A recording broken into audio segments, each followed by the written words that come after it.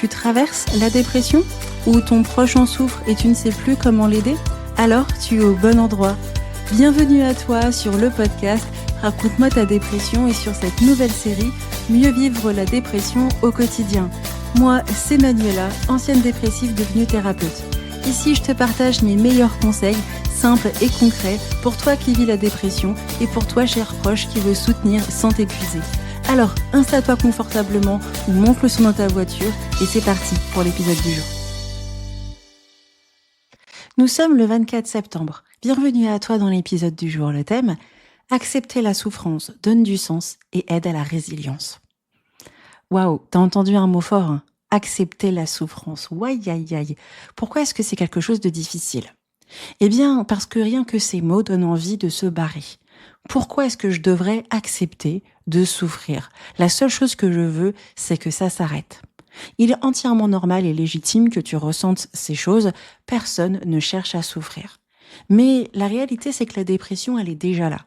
Et que ce que moi j'ai l'habitude de voir, c'est qu'à force de vouloir éviter la souffrance, eh bien, on ne la traite pas. Ou on ne sort pas correctement de la maladie. Parce que la seule chose que l'on veut, c'est arrêter d'avoir mal.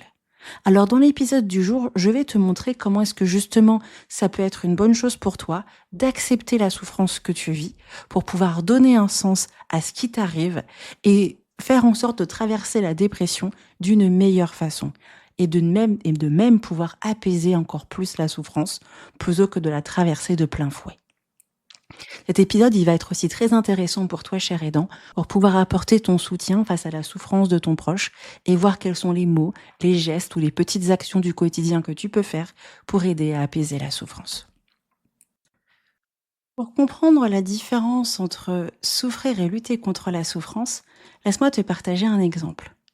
Si je suis trop loin dans la mer et que du coup je veux revenir au rivage, qu'est-ce que je fais? Est-ce que j'arrête de résister contre les vagues ou alors je me bats pour arriver sur le rivage? Ça m'est déjà arrivé et dans ce moment-là, il faut apprendre à rester calme et à ne pas paniquer. On se rend bien compte que les vagues de la mer sont bien plus fortes que nous. Ainsi, ce qui peut être super intéressant, c'est de flotter sur le dos. On oriente nos pieds vers le rivage pour que les vagues nous poussent tranquillement jusqu'au bout. Et forcément, c'est le moment d'agiter nos bras pour attirer de l'attention. C'est exactement ce qu'il faut faire quand on est face à la souffrance. En fait, aucun humain n'aime avoir mal, n'est-ce pas? Personne n'aime souffrir. Mais la souffrance fait partie de l'expérience humaine. On est tous confrontés un jour à la mort, à une grippe, à une maladie, à un bras cassé, à son orteil qui prend le coin du lit. On est tous sujets à la souffrance. Mais ce qui va souvent nous épuiser, ce n'est pas la souffrance. C'est de faire absolument tout pour ne pas souffrir. Et refuser la souffrance, c'est essayer tout simplement de lutter contre les vagues de la mer. Plus tu les résistes, plus elles te submergent. Actuellement, tu vis une dépression. Et bien sûr, je suis au courant que tu n'aimes pas ça. Mais le fait de ne pas accepter, eh bien, tu vas te retrouver à lutter contre la dépression.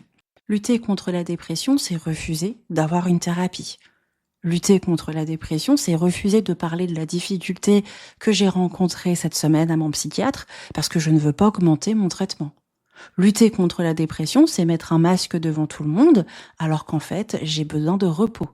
Lutter contre la dépression, c'est continuer de garder sa surcharge de travail alors que je n'arrive plus du tout à gérer la situation.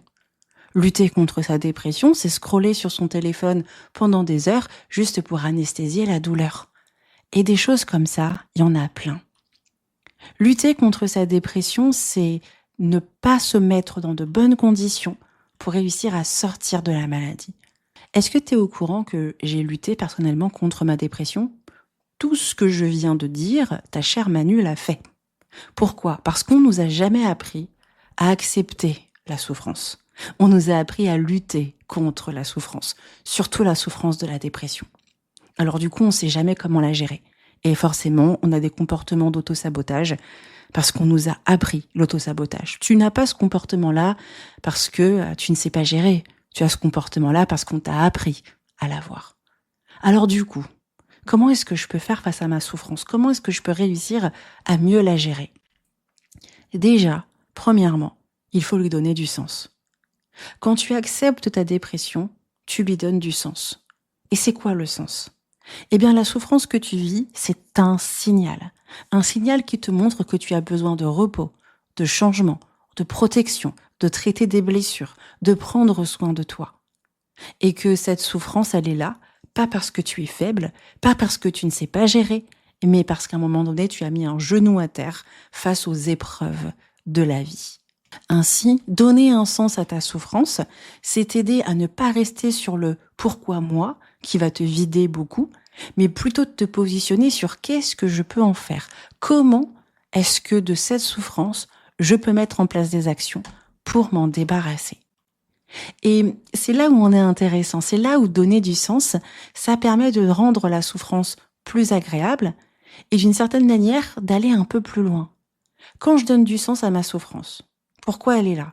C'est que j'ai une construction qui n'est pas bonne, c'est que j'ai une histoire familiale qui est peut-être pénible, c'est que peut-être j'ai une difficulté face à ma santé mentale. Si je donne du sens à ma souffrance, je vais essayer de comprendre pourquoi elle est là. Et je vais lui donner une utilité. Et une utilité, ça ne veut pas dire que je vais rendre la souffrance agréable, mais que je vais l'utiliser comme moteur. Alors attention, on ne va pas utiliser le bullshit du développement personnel. Donner du sens à sa dépression, c'est pouvoir réussir à développer ce qu'on appelle la résilience. La résilience, c'est la capacité à se relever face à un traumatisme. Quand j'accepte ma souffrance et que je lui donne du sens, par exemple, on va partir du principe que tu es en dépression parce que ta famille est dysfonctionnelle. Même si tu aimes ta famille, elle est dysfonctionnelle. Du coup, quand tu acceptes ta souffrance et que tu veux réussir à sortir de la dépression, tu vas faire tout le travail pour te protéger de cette famille. Car tu ne vas pas faire une thérapie pour apprendre à gérer tes émotions, tu vas faire une thérapie pour apprendre à mettre un cadre, à mettre des limites, quelle que soit la culture, quelle que soit ton histoire familiale. Et là, tu arrêtes de te battre contre quelque chose que tu ne peux pas changer, la dépression, mais tu te bats contre quelque chose qui peut t'éviter de retomber dedans. Et c'est là où c'est vraiment important d'accepter la dépression pour pouvoir réussir à accueillir ce moment difficile sans t'effondrer, mais faire en sorte que ce que tu traverses te permet de voir tes capacités, tes forces, ton muscle intérieur, ta résilience. La dépression, on voit souvent que le côté faible, alors que si on accepte la dépression, on voit notre côté fort, ce que la dépression a réussi à développer chez nous. Tu sais, personnellement, moi j'ai fait une dépression suite à de nombreuses choses. Et ma résilience, ça a été de trouver un travail qui fait sens pour moi. Ça a été de trouver ce qui va me permettre d'être heureuse dans mon quotidien. Aujourd'hui, je suis thérapeute, j'accompagne les gens qui souffrent de dépression au quotidien et leur entourage. Et ma vie a un sens. Et grâce à ma résilience, je vis dans un univers où je sais que pour le moment, au niveau professionnel, je n'aurai pas de souffrance parce que ça se passe comme j'ai besoin. Alors, ne vois pas forcément toujours la dépression comme juste le truc trop vilain, trop méchant, pas sympa. Par contre, vois la dépression comme une partie de ta vie qui va te permettre de te reconstruire, qui va te permettre de voir tes forces, de voir de quoi tu es capable pour réussir à t'en sortir. Alors un rappel quand même, mon cher ami. Est-ce qu'on fait ça tout seul ? Bien sûr que non. Ce n'est pas dans un épisode de 10 minutes que tu vas pouvoir réussir à dépasser tous tes traumatismes. C'est grâce à la thérapie. Est-ce que tu as une thérapie ? Une thérapie qui te convient ? Une thérapie où tu as l'impression d'avancer, où tu vas dans la bonne direction. Sinon, je t'invite sincèrement à trouver ton thérapeute. Au quotidien, j'accompagne les personnes qui souffrent de dépression. Alors si tu souhaites travailler avec moi, tu peux tout simplement tester grâce à un appel découverte. C'est un échange d'1 heure où tu peux voir si mon travail te correspond. Si ça te correspond, eh bien laisse-moi t'aider face à ta dépression. Pour réserver un appel découverte, le lien est tout simplement dans les notes de cet épisode, que tu sois sur YouTube, Apple Podcast, Spotify ou Deezer, tu vas juste sous cet audio ou la vidéo et tu vas pouvoir cliquer directement sur le lien pour réserver un appel découverte. Mais vraiment, ce n'est pas seul que l'on apprend à dépasser la souffrance, c'est grâce à la thérapie. Alors, aujourd'hui, si tu veux peut-être pratiquer l'acceptation, prends quelques minutes aujourd'hui et écris la phrase suivante. Aujourd'hui, je m'autorise à. Et note une émotion désagréable, de la tristesse, de la frustration et de la colère. Ou voire même d'autres émotions. Si tu n'as pas toute la liste d'émotions, demande à ChatGPT. Tous les jours, fais-le pour te donner la possibilité d'accepter encore plus tes émotions désagréables. Je te mets d'autres exercices dans ton espace Notion, alors je t'invite à y faire un petit tour pour voir les actions pratiques que tu peux faire pour continuer à développer l'acceptation et éviter de lutter contre ta souffrance.